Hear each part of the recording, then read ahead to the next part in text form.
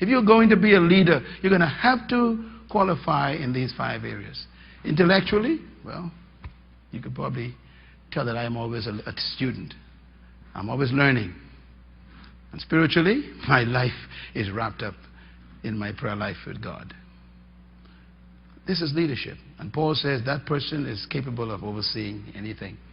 And that could be a person or a country. Now, 10 leadership essentials. Number 1, you must believe that you are designed to lead. Number 2, matter of fact, these are the 12. Number 2, you must discover yourself. These are the 12 leadership principles. Number 3, you must capture your vision. I'm just giving you statements right now. Each one of these is a whole session I will teach, okay? Number 4, you must share your inspiration if you're going to become a leader. Number 5, you must commit to principles and values that you will never violate. In other words, you set standards that you will never sacrifice. And number 6, you must express your passion to people. Talk about what you are passionate about. Publicly tell people what you want to do, what you want to see change. You got to talk about it. Don't keep your passion silent. Leaders actually talk about what makes them angry. They express their passion. Number 7, leaders empower other people. They don't pursue power, they pursue empowering other people. And number 8, leaders discipline themselves to protect their purpose. Purpose is your reason for living. Leaders live a life of discipline to protect that. In other words, they don't want to cancel their assignment by bad decisions that they make about their lives. They protect their lives by protecting their purpose. They discipline themselves. And number 9, leaders coordinate their resources effectively. They know how to handle material and money and equipment and buildings and time. And all these are resources. Leaders coordinate resources. Number 10, leaders manage their priorities. If you're going to become a leader, you've got to develop your priorities now. Priorities are important because they protect you from other people interfering in your lives. Without priorities, you will end up living other people's priorities. If you don't establish what's important to you, I'll give you some things that are important to me. So you got to know your priorities, you must establish them, and then you must protect them. Manage your life according to them. And then number 11, you must mentor someone greater than yourself. A leader will always live their lives through their successor. They produce people. They don't just produce buildings. They develop people. They don't just develop programs. Leaders leave the world people. They don't leave them some monument. They leave the world people. And I always think of Jesus Christ as such an amazing experience because Jesus never built a building, never established a program. He simply built people. And he left us these people, and these people changed the world. My question, who are you mentoring right now to take your place? In whatever you're doing, have you identified a few people that you are going to pour your life into and you're going to turn things over to and you're going to allow them to test their skills through your privilege? This is leadership. And number 12, leaders must understand management. Leaders must understand that they have to manage even though they are not managers. Let me explain what I mean by that. All leaders are managed before they are leaders. But a leader is aware that management is only a small part of what he does. He must understand management. Management has more to do with delegation. Delegating responsibility to other people. Leaders share power. They allow people to have value around them by giving them responsibility. That's what management is about. So these are the 12 principles essential to leadership development. I will teach each one of these separately. You'll be amazed that each one of them is a book in itself. Like number 1, to me, is a book. So much to learn about just your design for leadership. And we will deal with that in the coming months, weeks rather. I just want to give you a little bonus here tonight. I want to give you 12 principles of leadership that I have distilled in my books. Number one, purpose. I'm going to give you this statement next to them. Write them down. To become a leader, you must discover your purpose. Purpose is discovering your sense of destiny. You become aware that you were not born just to make a living and breathe oxygen. You discover that you were born to give life something else. You were born to do something for humanity. Number two, vision. A leader must have a perception of the future that is respectable and noble. They see a future that's better than the present, and they're willing to go to it at any cost. Number three, passion. All leaders must have a commitment beyond their own safety. They must be willing to handle the tests, the opposition, the criticism, because of their passion. Passion is the only thing that can stand up against opposition. And passion is a desire that is stronger than the threat of death. A person who has passion, you can't threaten them because it's too late. And this is why I define passion as not finding something to live for, but finding something to die for. If you find something that's worth dying for, you've discovered your passion. And that could even be a business idea. You know, you have a business idea, you believe in it so much that you actually would refinance your house to go into this idea. That's a passion. Life normally eventually pay that person off. Life will watch you to see how far you will go for your passion. Then life will pay you off. Number four, convictions. Very important one. Leaders must have a deep belief in their rightness. Now what I mean by that is leaders must believe in what they believe is right. And they must never have it for sale. Conviction means I believe in something so deeply that you will not be able to buy me to give it up. This is lacking in leadership all over the world. Very few leaders I see on the horizon have conviction. Matter of fact, I'm nervous. I look at some of the religious leaders, I see some of the political leaders, some of the corporate leaders, and these leaders they don't have any conviction. No conviction, and this is dangerous. And today, the pressures of life, you know what they call current affairs? This term current affairs is very dangerous lately. There's a current in our affairs. And if you can't swim with your convictions, you're going to float down with the current. And so far, a whole lot of folks just floating. The minute you float, you are not a leader. Leaders do not follow the crowd. What makes a person a leader is the fact that they oppose the convention.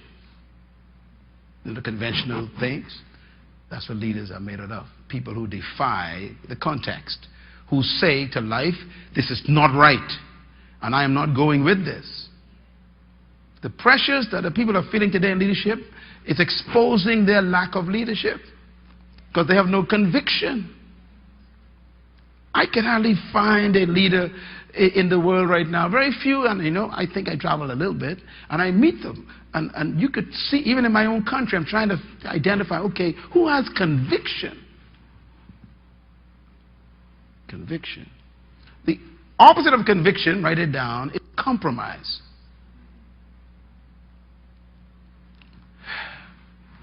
You know, I believe that compromise was created for things that are not important. But for things that are important in life, whatever you consider to be important, there's no compromise. This is why people go to jail like Nelson Mandela. His conviction was so strong that he was right. He decided, I'm going to prison for 24 years for this one. Where are these leaders lately? In other words, leaders don't look for approval or even to be liked. They want to be right. And I'm going to tell you something about life. If you are always on the right side, life will always keep you alive, even after you die. Your convictions actually help you live forever. Think about the leaders who died, like Mahatma Gandhi. His convictions about the oppression of Indians by the colonial powers of Britain was so deep. He said, I'm going to starve myself to death in prison. And he refused to eat. He was skin and bones when they delivered him. And they actually dismantled colonialism in India, the largest country in the world at that time, because of a skinny little man who was stick and bones, who decided, I have a deep conviction. If my people are not free, I'm not eating another morsel of food, and I'm going to die on your hands, and the world will know that you killed me. What a conviction. Are there any politicians around like that? Or are we just making deals under tables, or deals in conference rooms, or deals in boardrooms? Are we just making deals? What about conviction? You young people here tonight, please, find something worth dying for, please. Me, I've been criticized all my life in the Bahamas. Criticism actually qualifies you for respect. Criticism is normally when people don't like the fact that you have too much deep convictions. People want you to go with them. And when you refuse to go with them, then they become very uncomfortable with you and sometimes lash out at you. But your convictions are your deep belief in what is right. Leaders, secondly, number 5, have compassion. Compassion is love for the dignity of humans. All leaders have a deep love for humanity. If you study again, just call the names I called. These people gave themselves for people. They were willing to sacrifice for the dignity of other humans. That's compassion. That's what Jesus did on the cross for humanity. He laid his life down, not for himself. He had compassion on humanity. And he decided, I'm going to set them free if it kills me. And it killed him.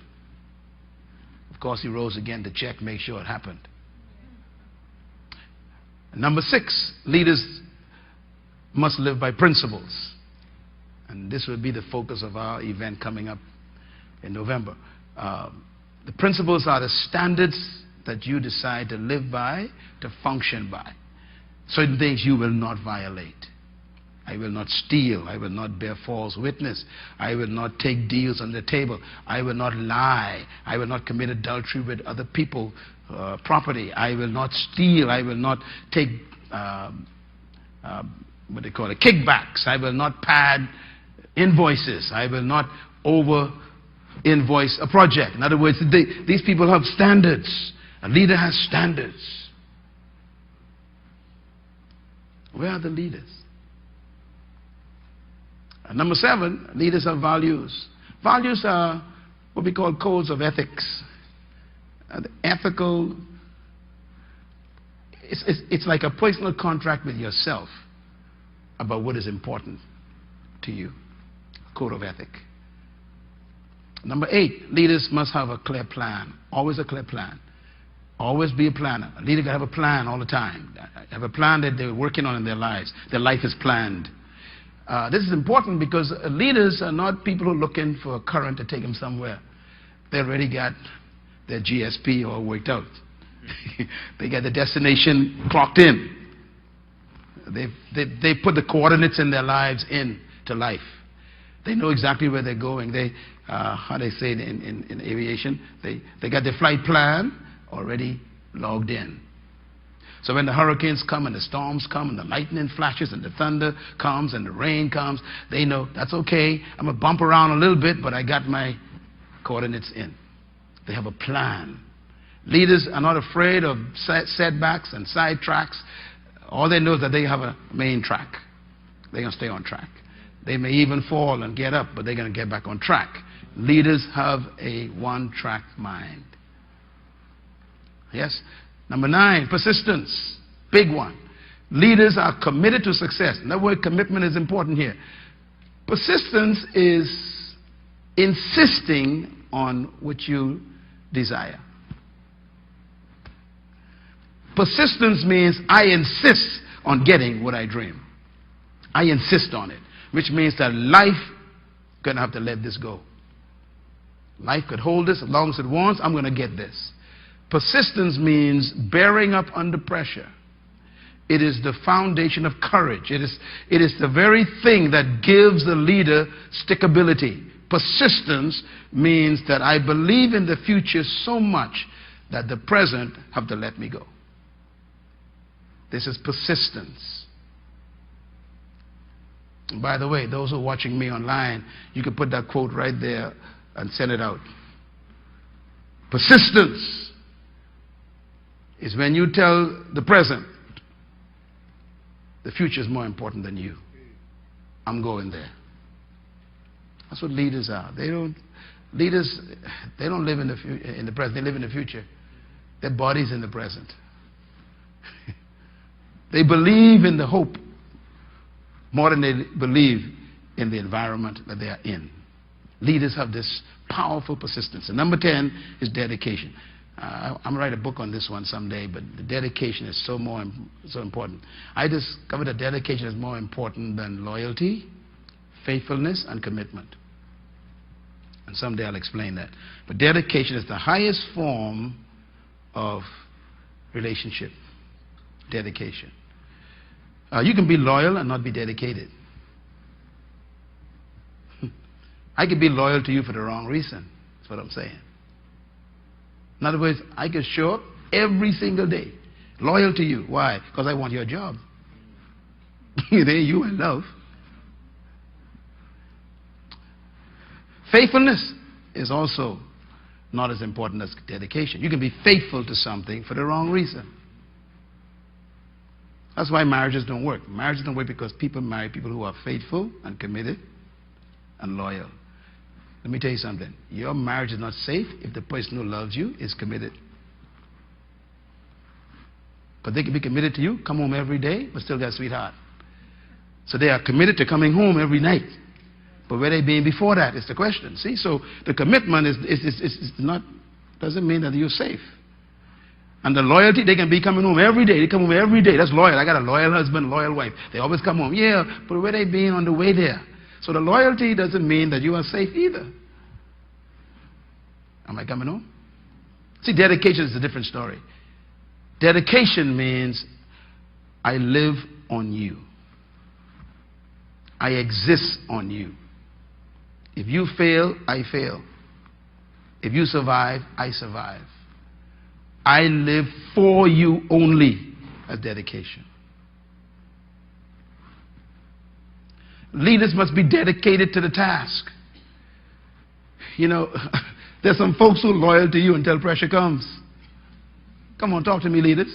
They with you. Yeah, I'm with you, brother. How many people left Martin Luther King when them dogs and them hoses showed up? They gone. This man crazy. A lot of people left them. Why? They weren't willing to be bitten with dogs and thrown into prison in Alabama. They said, look, we'll march with you, but we ain't going that far. So we're loyal and we're faithful and committed to a point. But the man who decided to go to jail with him, like Andrew Young, was dedicated. Dedication means if you go, I go. If they kill you, I am dead. That's what marriage should be built on.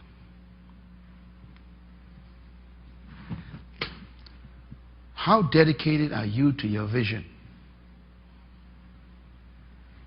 Are you willing to take all the criticism, all the abuse?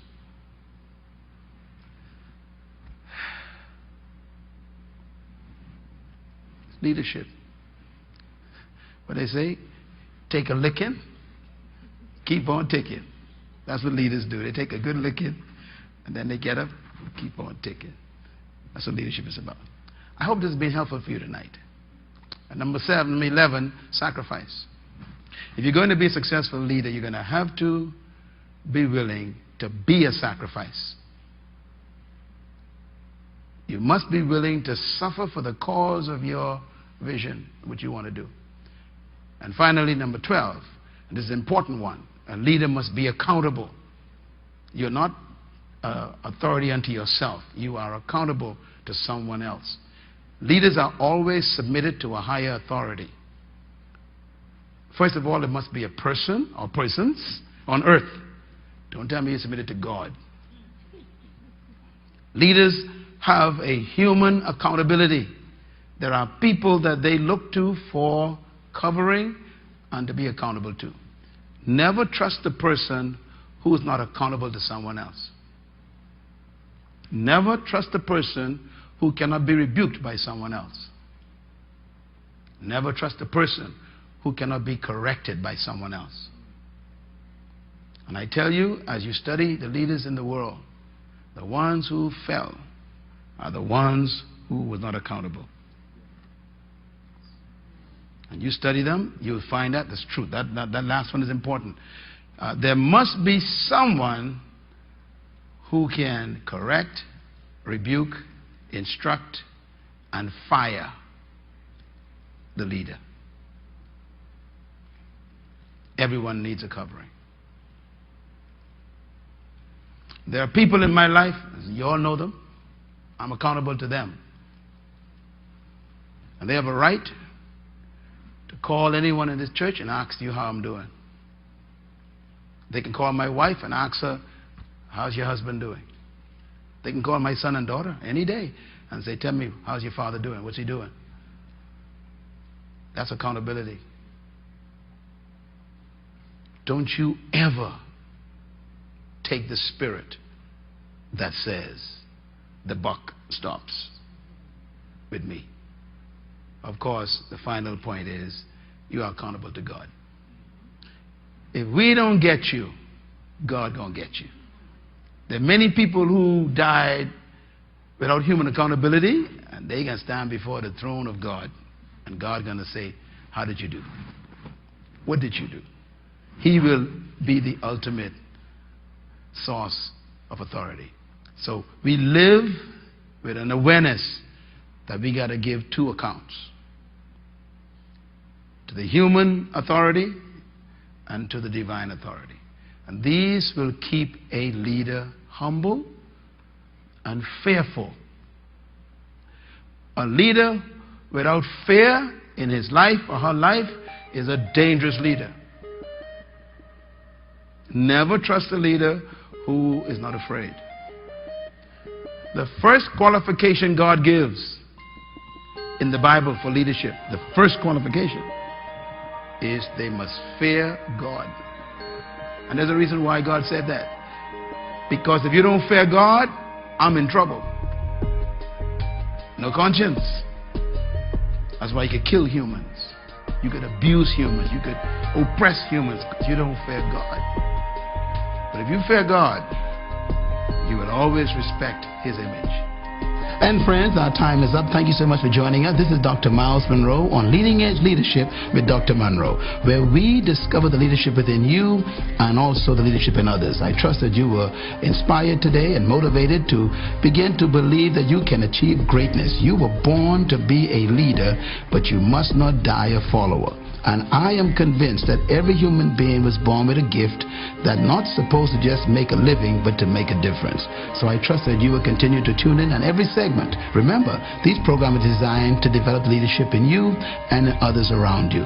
Until next time, thanks for joining us. And remember, of course, that you can get a copy of this session on CD or DVD or MP3. And you can also get our books that are available for you in every segment.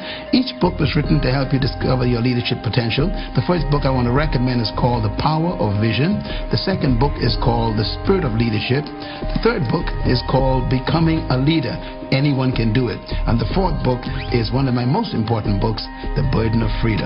You can get all of these books in your hand to study and to read, or you can get the CDs and DVDs of every session to begin to motivate and cultivate your hidden leadership potential. Thanks again for joining us on Leading Edge Leadership. See you here, right here, next time as we discover the leader in you. This program is made possible by the partners and friends of Myles Munroe International.